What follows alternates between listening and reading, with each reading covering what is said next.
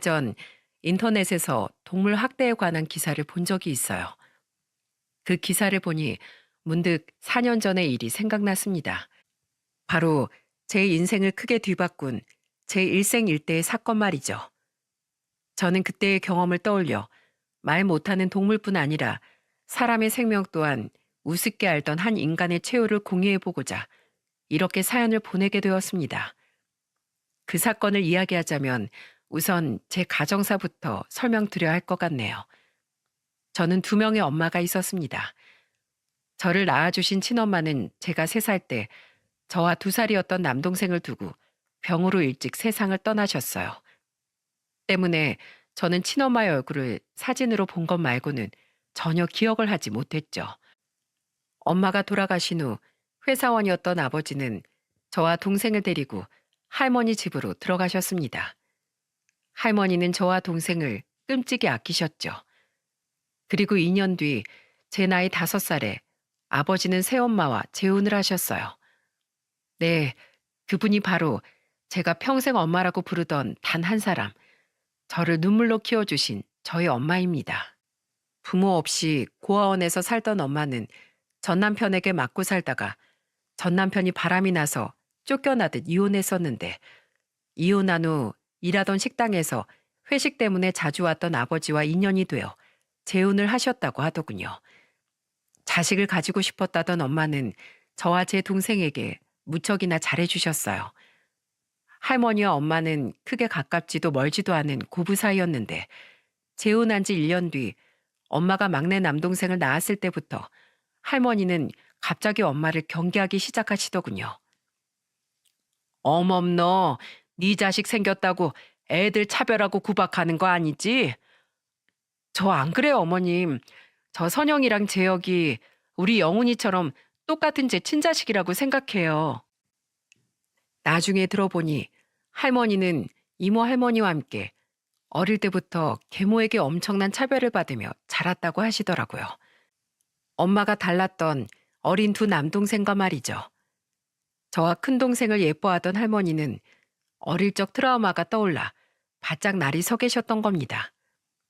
게다가 하필 우연스러운 상황들이 겹치며 할머니의 엄마에 대한 오해는 할머니의 마음속에서 기정사실이 되고 있는 것 같았어요.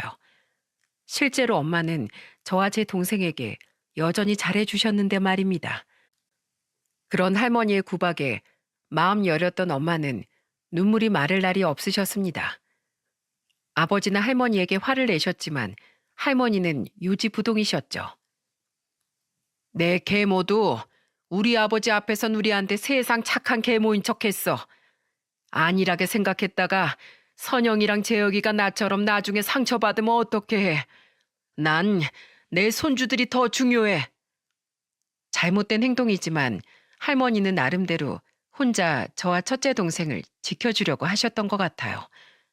그러다 할머니 엄마에 대한 태도가 크게 바뀌게 되는 사건이 생기게 되었죠. 막내가 돌이 지난 지 얼마 안 됐던 어느 날이었습니다. 아버지는 일을 나가고 할머니는 이모 할머니 댁에 잠시 놀러 가셨던 터라 집엔 저와 엄마 그리고 2 동생들 뿐이었죠. 엄마! 왜? 어머, 선영아! 저는 엄마 몰래 주방에서 과일을 놀다가 그만 손을 크게 다치고 말았습니다. 제가 울음을 터뜨리자 방에서 막내를 재우고 있던 엄마는 화들짝 놀라 제게 달려오셨어요. 그리곤 그대로 저를 업고 병원까지 뛰기 시작하셨죠. 정말 단 한 번도 멈추지 않고 작고 마른 몸으로 7살이었던 저를 업고 말입니다. 응급실에 도착한 엄마는 응급처치를 받는 저를 붙잡고 병원이 떠나갈 듯 우시더군요. 미안해, 선영아. 엄마가 너한테 눈을 떼서는 안 됐는데 다 이 엄마 때문이야. 저는 찢어진 손을 꿰매야 했는데 그런 저를 보며 울고 있던 엄마는 갑자기 소스라치게 놀라며 지나가던 간호사를 붙잡고 이러시더군요. 저 여기 공중전화가 어디 있죠? 제가 너무 경황이 없어서 그만 집에 애들만 두고 와버렸어요. 저희 어머니께 얼른 전화를 드려야 돼요. 치료를 받고 집으로 돌아오니 안절부절 못하며 막내를 안고 서성이던 할머니가 제게 달려오셨습니다. 그리고는 엄마를 보고 놀란 마음에 타박을 하셨죠. 우리 선영이 괜찮니? 많이 다쳤어? 어멈 넌 정말 재혁이가 제 동생 옆에 잘 붙어 있었기에 망정이지. 하마터면 어린애 둘만 집에 있다가 큰일 날 수도 있었잖아. 이런 일이 있었으면 나한테 가장 먼저 전화를 했었어야지. 죄송해요, 어머님. 선영이가 너무 울어서 순간 머릿속에 아무 생각도 안 들었어요. 너 발은 왜 그래? 아, 병원에 뛰어가다가 슬리퍼 한 짝을 잃어버렸어요. 할머니는 상처투성이가 된 엄마의 한쪽 발을 말없이 바라보시더군요. 그날 할머니는 잠든 막내를 방에 눕히고 저를 살핀 뒤 대야를 들고 나와 엄마를 부르셨어요. 그리고는 소파에 엄마를 앉히더니 조심스럽게 엄마의 발을 닦아주기 시작하셨죠. 어머님, 제가 할게요. 가만히 있어. 상처가 이렇게 많은데 무턱대고 물댔다간 엄청 쓰라릴 게다. 그래도 이 더러운 건 닦아내야 약을 바르지. 내가 정말로 네 말대로 그동안 널 오해한 것 같구나. 저기 미안하다 어머마. 내가 노망이 난 건지 이래서 늙으면 곱게 죽으라는 말이 있는 게야. 그날 이후 엄마에 대한 할머니의 태도는 눈에 띄게 달라졌습니다. 할머니는 그동안 엄마에게 한 행동들을 속죄하기라도 하듯 엄마에게 무척이나 잘해주셨어요. 엄마는 처음엔 그런 할머니 행동이 어색한 것 같았지만 이내 할머니와 함께 우릴 데리고 장도 보러 가고 가끔은 아버지에게 우릴 맡기고 할머니와 둘이서 나들이를 다녀오기도 하시더군요. 할머니는 한번 마음을 열자 그제야 너무도 착한 엄마의 내면이 비로소 똑바로 보이셨다고 해요. 엄마를 그동안 제대로 보지 않으려 한 자신의 꽉 막힌 마음이 어리석었다고 하셨죠. 어릴 적부터 마음 편히 나들이 다녀본 적이 없다며 세상에 가볼 곳이 얼마나 많은데 이제부터라도 내가 데리고 다녀주마. 원래 그런 데는 엄마가 딸을 데리고 다니는 거야. 그렇게 우리 가족에겐 평화가 찾아왔습니다. 엄마는 우리 삼남매를 단 하나의 차별도 없이 똑같이 사랑으로 키워주셨어요. 우리를 잘 키우기 위해 애를 쓰셨던 엄마는 저와 남동생이 국민학교에 들어갔을 땐 학부모회까지 자진해서 가입하며 나중엔 극성 학부모 소리까지 들으셨죠. 나도 학부모가 된 건 처음이라 참 서툴렀어. 지금 생각하면 참 민망하구나. 하지만 우리 가족의 평화는 짧았습니다. 제가 14살일 때 아버지는 지인에게 거액을 사기당하셨어요. 잘은 모르지만 아마 지인의 말에 속아 재산의 대부분을 끌어모아 땅값이 오를 거라는 땅을 사려셨던 것 같아요. 그리고 그 지인이 돈을 전부 들고 튀었다는 소식을 듣던 날 아버지는 충격을 받은 나머지 그만 쓰러지시고 말았죠. 그리고 아버지는 자리를 털지 못하고 허무하게 눈을 감게 되셨습니다. 아들아, 이 늙은 엄마만 남기고 대체 왜 이렇게 허망하게 가야 했단 말이냐. 아버지가 돌아가신 후 할머니는 큰 슬픔에 빠져 결국 마음의 병을 얻고 시름시름 앓으셨습니다. 집을 제외한 모든 재산이 거의 없어진 터라 엄마는 할머니의 병원비를 대고 자식을 먹여 살리기 위해 파출부 일을 시작하셨죠.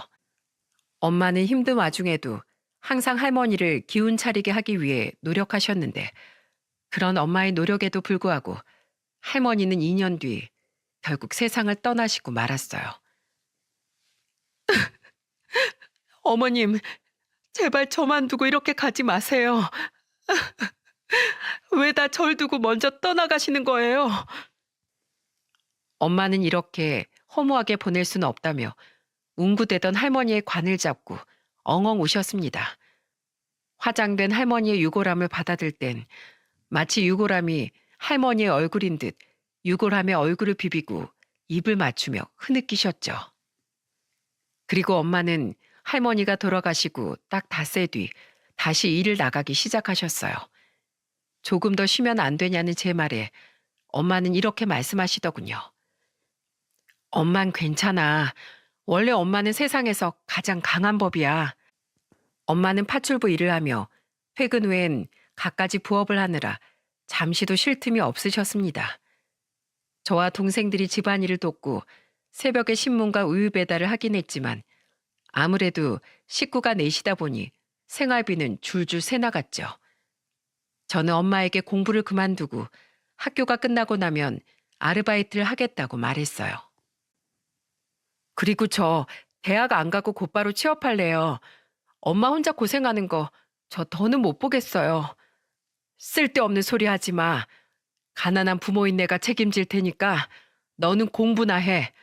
새벽에 신문 배달시키는 것도 가슴 찢어지는 마당에 공부를 왜 포기해? 너도 네 동생들도 다 마찬가지야. 학생이 공부를 해야지. 죽은 너희 아버지랑 돌아가신 할머니한테 이 엄마를 죄인 만들 생각이 아니면 2번 다시 그런 소리 하지 말거라. 엄마는 엄청나게 화를 내셨습니다. 저는 자식들을 끔찍이 아끼던 엄마를 위해 이를 악물고 공부를 했고 결국 사범대에 진학해 중학교 교사가 되었어요. 제 큰동생 또한 엄마의 뒷바라지 덕에 서울에 있는 대학에 합격을 했고 졸업 후엔 외국계 기업의 높은 초봉으로 취업을 했죠. 그리고 막내는 서울로 올라온 저와 큰동생과 달리 살던 지역에 남아 주방일을 시작했습니다. 돈을 모아서 자신의 가게를 차리는 게 꿈이었다면서요. 저와 큰동생은 바쁜 서울 생활 와중에도 한 달에 한 번은 꼬박꼬박 집에 내려가 막내와 함께 살던 엄마와 시간을 보냈어요. 자식들을 모두 키워낸 엄마는 파출부 일을 그만두고 점심에만 짧게 식당 일을 하며 노후 생활을 보내게 되셨죠. 시간이 흘러 저는 나이 32살에 4살 많은 남편과 결혼을 했습니다. 남편은 페이 닥터로 일하던 수의사였는데 돈에 인색하고 출세욕이 많은 사람이었어요. 당신도 알다시피 우리 집 형편이 어렵잖아. 난 그래서 가난이 아주 지긋지긋해. 가난에서 탈출하려고 얼마나 열심히 공부했는데 우리 꼭 돈 열심히 모아서 나중에 떵떵거리면서 살자. 저 또한 아버지가 돌아가신 후 힘든 시절을 겪었기에 가난에 트라우마를 갖게 된 남편을 이해했습니다. 게다가 남들에겐 인색해도 저에겐 남편이 잘했었기에 저는 남편의 성실하고 착실한 모습을 보고 결혼을 결심하게 되었죠. 제 뒤를 이어 결혼한 둘째는 일본 지사로 발령이 나서 일본으로 이사를 갔고 막내는 자기 식당을 차린 후 결혼하고서도 여전히 엄마를 모시고 살았어요. 어려운 결심을 해준 작은 올케에게 고마워 저는 엄마를 보러 내려갈 때마다 올케에게 꼭 몇십만 원씩 돈을 쥐어주곤 했죠. 사이 좋던 친정 식구들과 달리 시댁은 가족들끼리도 약간 편이 갈리더군요. 시아버지와 시동생 그리고 막내인 시누이는 참 온순하고 좋은 사람들이었는데 문제는 제 남편과 시모였습니다. 우리 수의사 아드님 왔어? 어서 와라. 배고프지? 예 정이야. 네 큰오빠 왔으니까 얼른 밥 좀 차려라. 시모는 세상에서 자신의 큰아들이 최고인 줄 아는 분이었어요. 밖에서 멀쩡해 보였던 남편은 그런 시모의 대접 덕분인지 시댁에 가면 다소 이기적인 모습이 드러나더군요. 당연한 듯 시모와 동생들을 부려먹는 모습을 보며 저는 남편에게 한 소리를 하고 말았는데 시모는 오히려 제게 크게 화를 내더군요. 넌 아내라는 애가 빠릿빠릿하게 남편 수발을 못 들 망정 어째 싫은 소리만 해대니? 너 설마 집에서 우리 애한테 집안일이라도 시키는 거 아니지? 집안일이야 각자 시간 되는 사람이 하는 거죠. 저도 직장 다니랴 어린 우리 아들 돌보랴 몸이 나만하질 않아요, 어머님. 제가 이런 말씀까진 안 드리려고 했는데 이 사람 애한테는 별로 관심도 없고 심지어 아끼다 못해 애 먹는 것까지 너무 아끼려고 해서 걱정이 이만저만이 아니에요. 요즘 집에서도 완전 독불장군이라고요. 걔도 다 생각이 있어서 그렇겠지. 똑똑한 애가 괜히 지 자식에게 그러겠냐? 남편이 그러라고 하면 토달지 말고 그냥 그대로 따르는 게 아내 된 미덕이야. 시모는 큰아들 일이라면 말이 아예 통하지 않는 분이었어요. 위에 말했던 대로 남편은 결혼하고 나서도 여전히 구두쇠적인 면모를 보였는데 처음엔 견딜만 했습니다. 남편의 그런 부분을 몰랐던 것도 아니니까요. 하지만 아이를 낳고 결혼한 지 4년 뒤 자기 동물병원까지 차리자 남편은 운영에 드는 돈이 한두 푼이 아니라며 더더욱 구두쇠가 되더군요. 다른 건 다 그렇다 치더라도 어린 아들에게까지 너무 인색하게 구는 남편의 모습에 저는 남편에게 화를 내고 말았죠. 내가 명품을 산다는 것도 아니고 애 신발이 전부 작아져서 인터넷으로 싼 신발 한 개 산 건데 그게 그렇게 뭐라고 할 일이야? 당신 나처럼 이만큼 자수성가하는 일이 얼마나 힘든 건지 알아? 돈 10,000원 우습게 생각하다 그 10,000원 때문에 망하는 거야.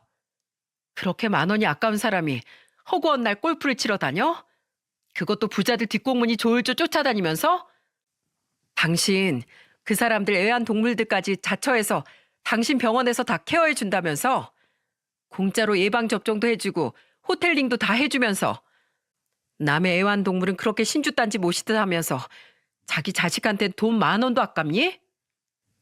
내가 괜히 그래? 개천에서 난 용은 그래봤자 개천바닥 출신이야. 어떻게든 신분 상승하려면 성공한 사람들이랑 어울려야 하는 거라고.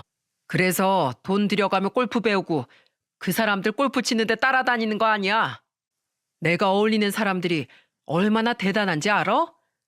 그중엔 회장 사모도 있고 고위직 공무원도 있어. 알지도 못하면서. 그 사람들 마음에 들어서 계속 좋은 인맥 쌓으려면 그 인간들 애완견 똥꼬라도 핥아야 할 거 아니야. 다 나중에 잘 먹고 잘 살려고 투자하는 돈이라고. 당신 계속 그렇게 돈 귀한 줄 모르고 살 거면 어디 고생 한번 제대로 해봐. 남편은 끝내 아들의 10,000원짜리 신발을 반품하더군요. 그리고 그 다음 달부터 남편은 저에게 주던 생활비를 80만 원으로 줄여버렸죠. 집 대출금에 아들 키우는 돈, 새 식구 식비에 공과금 등 들어갈 돈이 태산이었는데 말입니다. 저는 남편에게 화를 냈지만 남편은 배째라식으로 나오더라고요. 하는 수 없이 저는 생활비의 대부분을 제 월급으로 사용해야 했어요.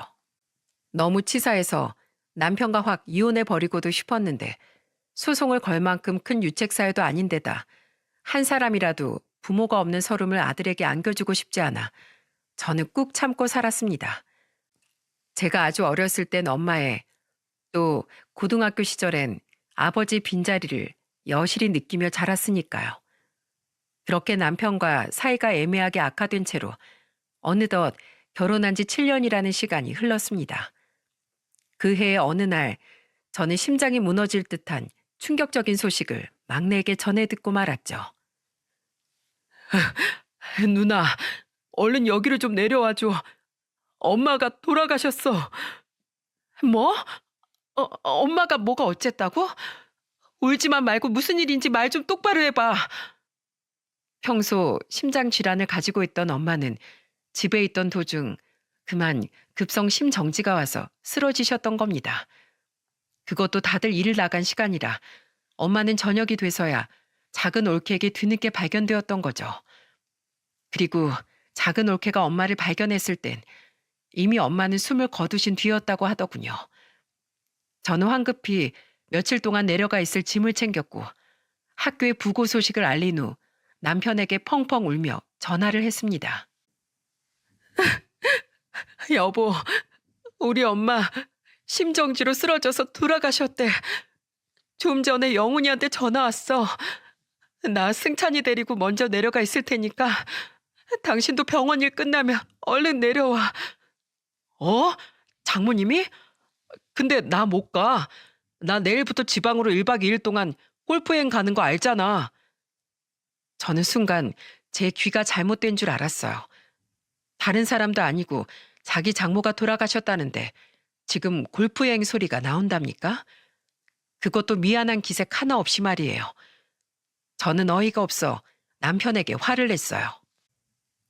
지금 당신 장모가 돌아가셨는데 골프여행을 가겠다고? 당신 지금 제정신으로 하는 말이야?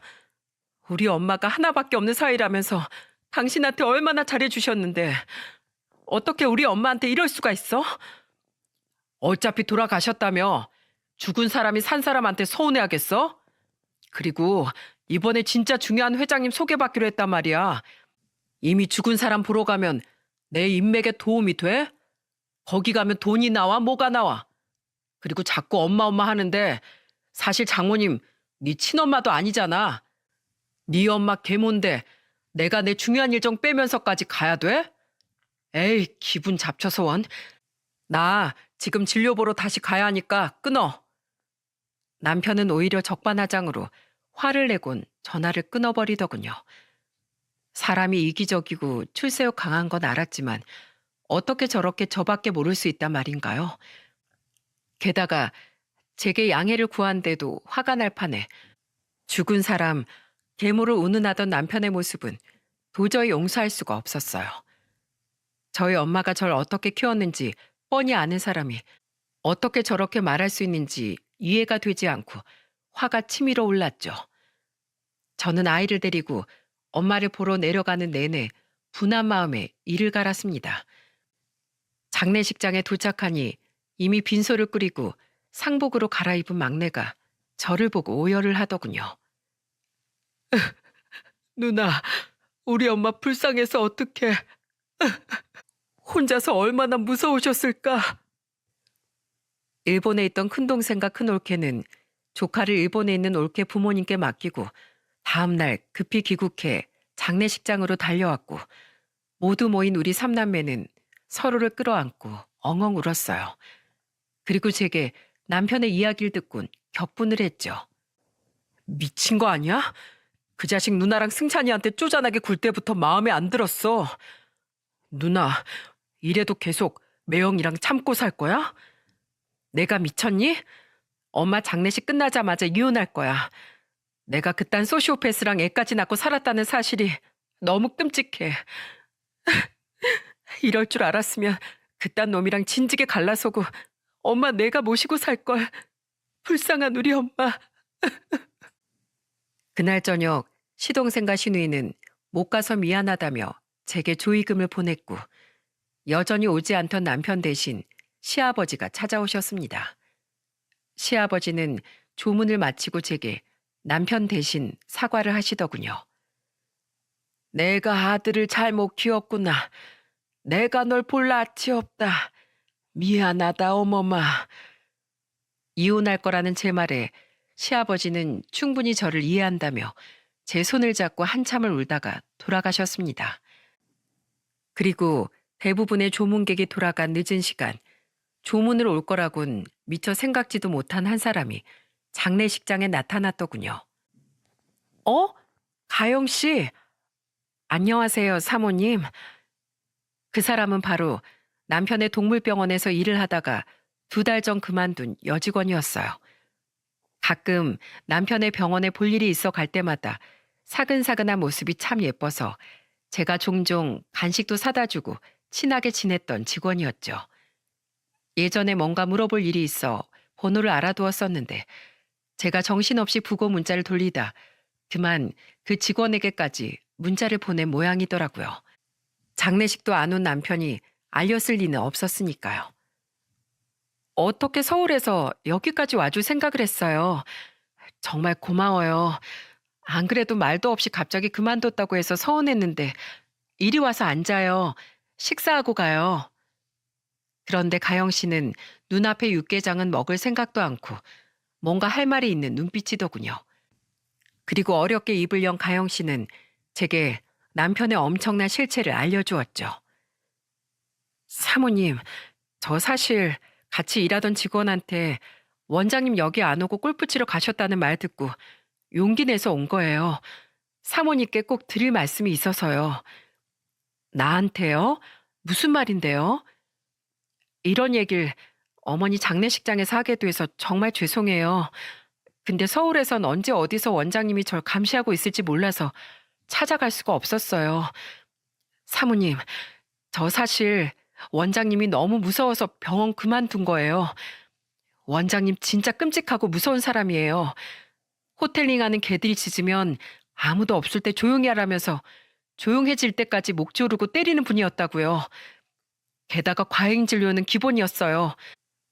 돈 많은 견주들 오면 검사한다면서 검사도 제대로 안 하고 검사 비용 받고 있지도 않은 병을 들먹이면서 수술비 받고 괜한 생사를 째고 꿰매놓기도 했어요. 대단한 수술을 한 척 차트를 조작해가면서요. 예방접종 주사도 약값 아낀다면서 절반씩밖에 안 넣더라고요. 직원들이 있을 땐 조심하는 것 같았는데 한 번 제 눈에 보이기 시작하니까 그때부터 원장님 본 모습이 너무 잘 보였어요. 동물들이 너무 불쌍해서 원장님 몰래 동물들을 챙겨줬는데 너무 끔찍해서 그만두자니 제가 그냥 그만둬버리면 얘들은 누가 챙겨주나 싶어 그냥 그만둘 수도 없겠더라고요. 원장님께 몇 번이나 이러면 안 된다고 말했는데 귀등으로도 안 들으셔서 마지막에 제가 신고하겠다고 하니까 자기가 아는 높은 사람이 얼마나 많은지 아냐면서 제가 신고하기만 하면 가만두지 않겠다고 제게 으름장을 놨어요. 그래서 무서워서 결국 그만뒀는데 동물들이 계속 고통받고 있는 걸 생각하니 너무 괴로웠어요. 그 와중에 사모님께서 부고 연락을 주셔서 저 진짜 어렵게 용기 내서 찾아온 거예요. 사모님, 제발 원장님 좀 막아주세요. 제가 신고하자니 정말로 해코지 당할까봐 너무 무서워서 사모님께 이렇게 부탁드리는 거예요. 저 너무 겁쟁이죠? 정말 죄송해요. 너무 충격적이었습니다. 그리곤 그제야 이해가 가더군요. 그렇게 생명을 아무렇지도 않게 여기는 인간이었으니 돌아가신 저희 엄마에 대해서도 거리낌 없이 막말을 할 수 있었다는 걸요. 가영 씨는 사진과 영상 등 남편 몰래 수집했다는 증거들을 제게 건네주었습니다. 차마 눈뜨고 보기가 힘들더라고요. 저는 펑펑 우는 가영 씨에게 꼭 비밀을 지켜주겠다고 약속하곤 가영 씨를 돌려보냈죠. 이런 무섭고 끔찍한 인간과는 하루라도 빨리 이혼을 해야겠다고 다시 다짐하면서 말입니다. 발인이 끝난 후 저는 큰동생 부부와 아들과 함께 서울로 올라왔어요. 큰동생은 아무래도 제가 걱정이 된다며 며칠간 서울에 머무르겠다고 했거든요. 동생과 올케는 몇 달간 해외 파견 때문에 비어있다던 친구 집에서 머물게 되었는데 동생이 친구에게 양해를 구해준 덕분에 당분간 저와 아들도 그곳에서 지낼 수 있었죠. 잠시 올케에게 아들을 맡긴 전 동생과 함께 짐을 싸기 위해 집으로 향했습니다. 짐을 싸가지고 나오며 남편과도 결판을 내기 위해 말입니다. 당신 왔어? 큰처남도 왔네. 발이는 잘했어? 난 거기로 내려갈까 하다가 너무 피곤해서 그냥 집에 왔어. 황당하게도 남편은 무슨 일이 있었냐는 듯 아무렇지도 않게 저와 동생을 맞이하더군요. 가영 씨에게 남편의 실체까지 들은 저는 그런 남편의 모습이 소름 돋았습니다. 제 동생 또한 그런 남편을 경악스러운 표정으로 쳐다보더라고요. 피곤해서 우리 엄마 장례식에 끝까지 안 왔다고? 넌 세상에서 너만 제일 중요하지? 네 돈, 네 출세 말곤 자식한테도 관심 없잖아. 처음엔 이 정도는 아니었는데 왜 그렇게 괴물이 돼버렸니? 나 오늘 짐 싸서 이 집 나갈 거야. 당신 같은 인간이랑은 더는 못 살아. 또 유난이다. 괴물? 난 그저 뭐가 더 내 인생에 가치가 있는지 잘 깨달으며 살았을 뿐이야. 나랑 내 부모 봐. 자식 잘 키워놓는다고 내가 부모를 호강시켜줘 뭘 해줘. 자식한테 돈 많이 써봤자 나한테 돌아오는 거 아무것도 없다. 그나마 당신이 나랑 제일 오래 살 사람이니까 내가 당신한테 적지만 생활비도 주고 하잖아. 그 정도 했으면 됐지. 그깟 계모 죽은 거 가지고 왜 이렇게 호들갑이야? 내가 그럼 피곤해 죽겠는데 생판 남인 당신 계모 불에 활활 타서 뼈가루 나오는 거 구경하러 갔어야 돼? 짜증나게 이딴 일로 뭔 이혼이야? 나 사회적으로 개망신시킬 일 있어? 뭐? 뼈가루 구경? 당신 지금 말 다 했어? 그딴 말을 하고도 나랑 이혼하기 싫다는 말이 나와? 당신 우리 엄마 죽음을 그렇게 모욕한 거 내가 꼭 갚아줄 거야. 내 앞에 무릎 꿇고 싹싹 빌게끔 아주 내가 가만두지 않을 거라고. 아이고 무서워라. 그래 어디 한번 해봐. 이혼? 이런 일로 이혼이 되나 어디 해보자고. 변호사 끼고 어디 한번 싸워보자. 어? 이혼 얘기 당신이 먼저 꺼낸 거야. 난 당신한테 양육비고 뭐고 한 푼도 못 줘. 저는 남편을 죽일 듯이 노려보며 소리쳤어요. 남편은 팔짱을 끼고 저를 하찮다는 듯 내려다봤는데 아무 말 없이 옆에서 지켜보고 있던 제 동생이 남편을 향해 성큼성큼 걸어가더군요. 뭐, 왜 와? 아! 그리곤 손바닥으로 남편의 뺨을 있는 힘껏 쳐버렸어요. 제 동생이 등치가 커서 힘도 장난이 아니었던지라 남편은 그대로 바닥에 쓰러지고 말았습니다. 뺨을 부여잡고 거리는 남편에게 제 동생은 으르렁거리며 이렇게 말했죠. 쌍놈의 자식이 감히 누구 엄마를 욕되게 만들어? 너같이 뚫리면 다 입인지 아는 놈은 매로 그 입을 막아버려야 돼. 호로 자식 같으니라고. 누나, 얼른 짐 싸서 가자. 제가 아들과 제 짐을 싸는 동안 동생은 남편을 감시하고 있었습니다. 동생에게 한 방 맞고 기가 죽은 남편은 차마 동생에게 달려들지도 못하고 시근덕대기만 하더라고요. 그 뒤 저는 며칠간 동생과 지내며 아들과 함께 머물 원룸을 구했어요. 그리고 동생과 올케가 일본으로 돌아간 후엔 원룸으로 이사해 변호사를 선임해 이혼 소송 준비를 하며 또 하나의 거대한 복수를 시작했죠.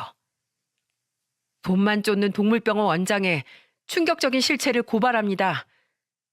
저는 인터넷의 대형 커뮤니티와 남편의 동물병원이 있던 지역의 맘카페에 폭로글을 올렸습니다.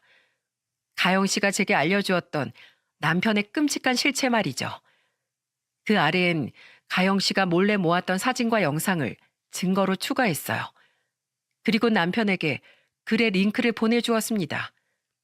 제가 문자를 보낸 지 얼마 안 되자마자 남편은 득달같이 제게 전화를 했더라고요. 당신이 이걸 다 어떻게 한 거야? 사람 써서 당신 뒷조사 좀 했지. 요샌 사람 쓰면 CCTV도 해킹해주고 몰래 보안 뚫고 들어가서 증거 수집도 해주더라고. 당신 말대로 돈이 최고기네. 내가 당신 망하게 할 거라고 그랬지? 이게 시작이야. 우리 엄마를 모욕한 죄값 어디 한번 제대로 받아봐. 독하다 독해. 이래봤자 내가 망할 것 같아? 어차피 그래봤자 나 정도는 벌금형 정도로 끝나. 남편은 끝까지 뻔뻔하더군요. 사실 남편에게 한 말은 전부 거짓말이에요. 여러분도 아시다시피 그것들은 전부 남편의 직원이 알려준 거니까요. 하지만 전 남편을 두려워하던 가영 씨를 보호해주고 싶었어요. 혹시라도 남편이 가영 씨에게 전화를 걸까봐 미리 방어막을 쳐둔 거죠. 그리고 전 이런 문구의 피켓을 만들어 주말 내내 남편의 병원 앞에서 시위를 시작했습니다. 과잉진료와 동물학대를 일삼는 동물병원은 당장 문을 닫아라. 그리고 문구의 아래엔 자극적인 증거사진 몇 개를 붙여 시선을 끌었죠. 저는 큰 소리로 병원 앞에서 목이 터져라 외쳐댔어요. 장모의 죽음보다 골프 치는 것이 먼저인 수의사가 과연 동물들의 생명을 소중히 여길 거라고 생각하십니까? 이것이 바로 이 동물병원의 실체입니다.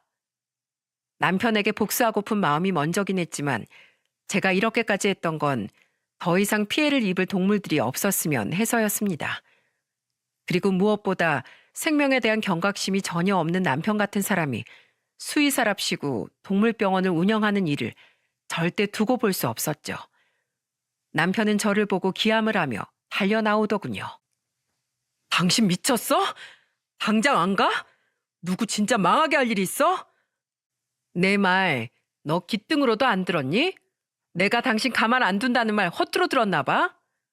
병원 손님들 보기 전에 빨리 가라고. 경찰차 타고 싶어? 제가 끝까지 돌아가지 않자 남편은 정말로 저를 경찰에 신고했더군요. 훈방 조치가 된 저는 굴하지 않고 그 주 주말에도 그 다음 주 주말에도 병원 앞에서 시위를 했습니다. 여새째 진을 치고 있자 남편은 결국 제 앞에 무릎까지 꿇고 싹싹 빌더라고요. 내가 졌어. 그러니까 제발 그만해. 당신이 인터넷에 올린 글도 지금 잔뜩 퍼져서 항의 전화가 장난이 아니야. 내가 어떻게 하면 될까? 어? 그래, 내가 당신이 원하는 대로 다 맞춰서 이혼해 줄게. 양육권, 친권 다 주고 당신한테 유리하게 협의 이혼 해준다고. 혼자 애 키우려면 당신도 돈 필요할 거 아니야. 그러니까 제발 그만해. 사실 마음 같아선 몇 달이고 계속 시위를 하고 싶었지만 더 이상 6살밖에 안 된 아들을 주말마다 혼자 둘 수가 없었어요. 그동안은 친구들에게 돌아가며 아이를 부탁했는데 계속해서 저와 떨어져 있자 아들이 굉장히 불안해했거든요. 그나마 다행이었던 건 제 글의 파급력이 생각보다 더 컸다는 겁니다. 잘 사는 동네에다 워낙 반려동물을 키우는 주인들이 많은 동네이다 보니 엄청난 관심이 쏠린 거죠. 저는 그렇게 유리한 조건으로 협의 이혼을 진행하게 되었습니다. 그리고 마지막으로 전 이혼이 마무리된 후 남편을 경찰에 신고했어요. 처음부터 신고할 수도 있었지만 충분히 사람들의 관심이 커진 뒤에 신고를 해야 남편이 조금이라도 더 큰 처벌을 받을 것 같았거든요. 하지만 아쉽게도 끝내 남편은 벌금형으로 그치더군요. 안타까웠지만 법의 한계는 어쩔 수 없었죠. 하지만 반전은 그때부터였습니다. 그때 당시 남편의 동물병원은 손님이 전보다 반의 반도 안 되게 줄은 상태였는데 제가 신고를 한 뒤 얼마 지나지 않아 남편은 또다시 엄청난 일에 휘말리고 말았더군요. 남편이 그렇게 노래를 부르던 인맥 기억하시죠? 어떻게든 그들의 비위를 맞추려 남편이 그들의 반려동물들을 자처해서 관리해줬던 일 말입니다. 그런데 하필 가영 씨가 찍은 증거 사진에 있던 동물들 중 하나가 큰 기업 사모님이 애지중지하던 강아지였던 거예요. 게다가 남편에게 반려동물의 진료를 맡겼던 사람들 중엔 고위층 공무원도 있었으니 남편에게 잔뜩 화가 난 그들은 제 신고와는 별개로 남편을 탈탈 털어 끝내 탈세를 잡아냈더라고요.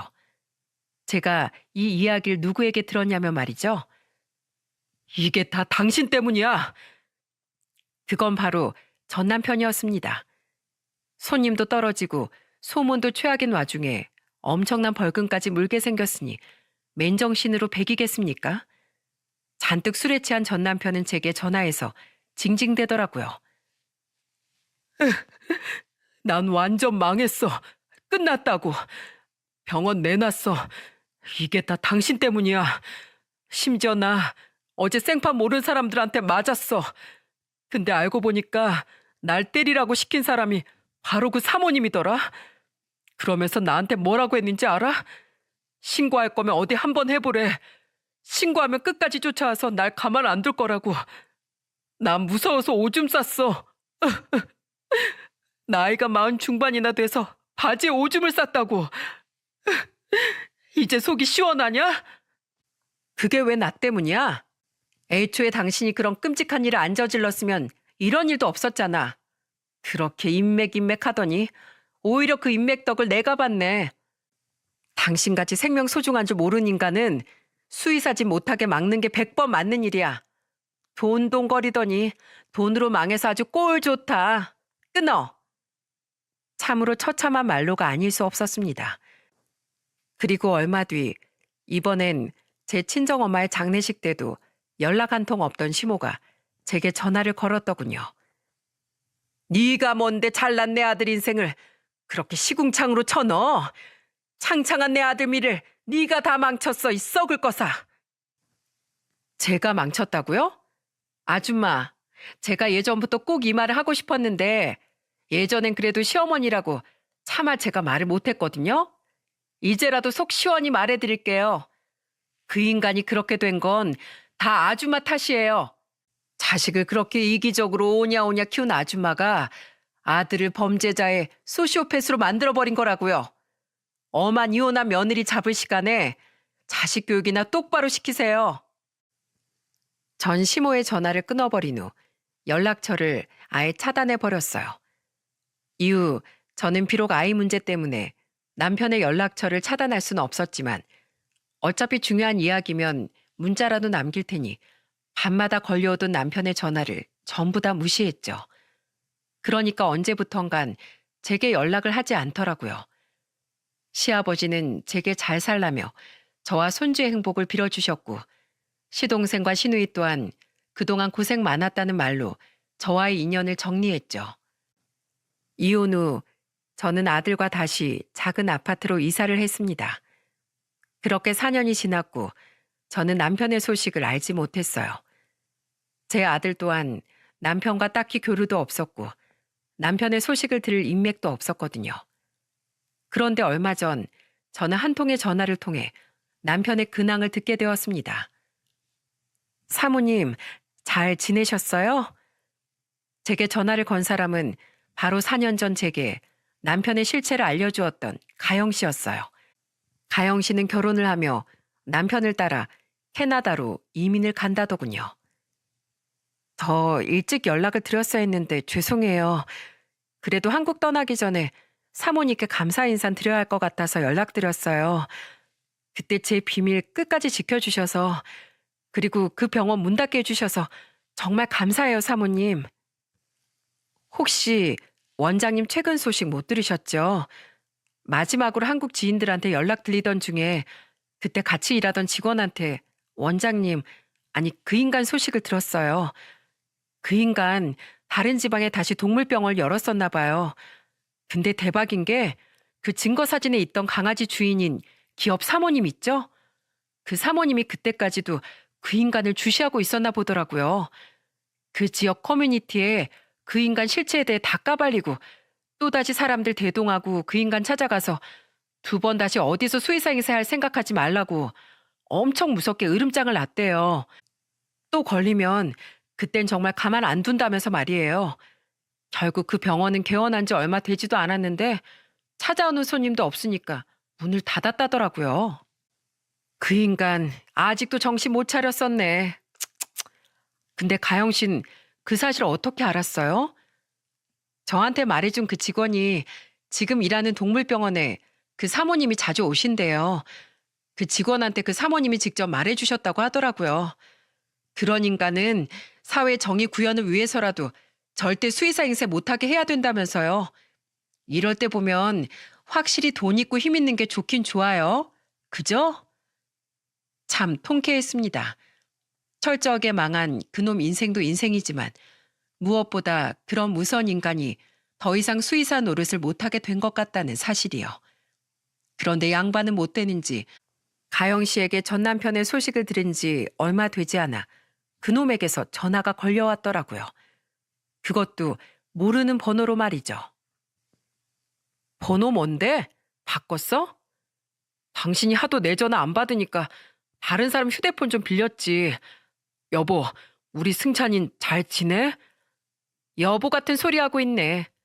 그리고 4년간 신경도 안 쓰던 아들 안부는 갑자기 왜 물어봐? 나 당신 소식 다 들었어. 아직도 정신 못 차리고 다른 데다가 또 동물병원 열었다가 기업 사모님 활약으로 망했다며? 꼴 좋다. 너 같은 인간이 무슨 의사를 해? 제발 양심 있으면 어디 가서 수의사 소리 하고 다니지도 마. 내 소식 들었다고? 어떻게? 아니 됐다. 그게 중요한 게 아니지. 내 얘기 다 알면 얘기하기 빠르겠네. 여보, 나 돈 좀 빌려줘. 나 이혼할 때 재산 많이 양보했잖아. 그거 다시 나 좀 줘. 나 다시 차린 동물병원 죄다 대출이었단 말이야. 그 여자 때문에 앞으로 개원은 꿈도 못 꾸고 수의사회 소문도 싹 다 퍼져서 페이닥터 일도 안 구해져. 어머니가 돈 빌려주려고 해도 아버지가 결사반대하시고 동생들은 아예 내 연락도 안 받아. 나 이러다 정말 신용불량자 될지도 몰라. 여보, 나 우리 승찬이 아빠잖아. 당신 자식 아빠를 이렇게까지 만들어야겠어? 애 위해서라도 나 한 번만 딱 도와줘. 어? 내가 미쳤니? 네가 승찬이 아빠라고? 세상에 어느 부모가 수백만 원씩 벌면서 자기 자식한테 돈 10,000원 쓰는 거 그렇게 아까워하니? 그리고 네가 부모로서 애한테 뭘 해줬어? 너 돌아가신 우리 엄마 계모라고 무시하고 까내렸지? 계모인 우리 엄마도 자식들한테 그렇게 헌신했는데 넌 친아빠라는 놈이 남보다도 못했잖아. 심지어 제 부모에 대한 공경도 모르는 놈이 어디서 부모란 이름을 들먹여? 꺼져. 네가 그렇게 학대하던 동물들이 느꼈던 고통만큼 아주 평생 지옥에서 살아봐라. 너 같은 돈벌레한텐 돈 벌 구멍 막고 거지처럼 살게 하는 게 제일 큰 고통일 테니까. 그게 전 남편과의 진짜 마지막이었습니다. 그 뒤로 모르는 번호로 몇 번이나 전화가 걸려왔지만 전 남편 읽게 뻔했던지라 저는 그 전화들을 일절 받지 않았죠. 아마 그놈은 지금쯤 신용불량자가 되어 어디 고시원에라도 들어가 살고 있지 않을까 싶어요. 혹시 시모가 끝내 시아버지 몰래 전 남편을 도와줬을지도 모르지만 퍼주는 데는 한계가 있는 법이니 결국 아나무인인 두 모자는 쌍으로 망하게 되겠죠. 그렇게 전 남편은 자신이 그렇게 줬던 돈과 인맥에 의해 처절하게 망하고 말았습니다. 게다가 신고하면 가만 안 둘 거라던 가영 씨에 대한 으름장을 그대로 돌려받아 몰락의 활용점정을 찍은 셈이죠. 인생은 언젠간 꼭 주는 대로 돌려받는 법이라는 걸 이번 일을 통해 톡톡히 깨닫게 되었습니다. 어차피 아빠에 대한 정이 별로 없던 저희 아들은 지금 굉장히 귀여운 초등학교 3학년이 되었습니다. 엄마, 이번에 일본 외삼촌도 작은 외삼촌네 와? 그럼 외할머니 기일인데 당연하지. 아싸! 저번에 일본 외삼촌이 일본 장난감 사다 준다고 했는데. 우리 삼남매는 다른 날은 몰라도 꼭 엄마의 기일에만큼은 막내의 집에 다 같이 모이곤 합니다. 두 동생은 지금 잘 살고 있어요. 특히 나님 때문에 마음고생이 심했던 막내 부부는 드디어 시험관 시술에 성공해 작년에 예쁜 딸을 낳았답니다. 마음씨도 얼굴도 고운 작은 올케를 닮아 얼마나 예쁜지 벌써부터 막내는 딸 바보가 되어 있죠. 그렇게 우리 삼남매는 여전히 돌아가신 엄마를 추억하며 엄마를 가슴에 묻고 살아가고 있습니다. 제 사연은 여기까지예요. 과거가 다사다난했던 만큼 저는 앞으로는 아들과 함께 소소한 행복을 누리며 평범한 삶을 살고 싶어요. 그저 평범한 일상 속에서 눈물 젖은 나날 속에서도 우리를 잘 키워내 주신 엄마처럼 저도 아들에게 좋은 엄마가 되어주기 위해 노력하며 살아갈 겁니다. 혹시 엄마가 자신처럼 딸인 제가 이혼의 아픔을 겪었다고 하늘에서 속상해 하실지도 모르겠네요. 그래도 행복을 찾아 이혼하고 당당히 살아가는 딸을 자랑스러워 하실 거라고 믿어요. 그리고 따지고 보면 엄마의 장례를 계기로 그놈의 실체를 전부 알게 되었으니 그저 엄마에게 감사할 따름이죠. 오랜만에 엄마의 이야기를 했더니 오늘따라 엄마가 참 보고 싶습니다. 그럼 저는 엄마에게 짧은 인사를 마지막으로 남기곤 이만 사연을 마칠까 해요. 엄마, 그곳에선 편안하세요? 아버지랑 할머니도 모두 만나셨나요? 엄마, 우리 아들이 얼마 전에 식탁에 머리를 찧어서 찢어졌는데요. 정말 머리가 하얘진다는 게 무슨 말인지 알겠더라고요. 그날 저녁 어린 저를 업고 병원으로 뛰어가던 엄마 생각이 나서 참 많이 울었어요. 아무리 부모가 되었어도 전 엄마만 생각하면 자꾸만 어린애가 되네요. 엄마, 저는 저희 아들을 지켜내며 아주 오래도록 살다가 천천히 그곳으로 갈게요. 그때까지 세 분이서 행복하게 지내고 계세요. 정말 보고 싶어요, 엄마. 그럼 모두들 따뜻한 겨울 보내시길 바랍니다. 감사합니다.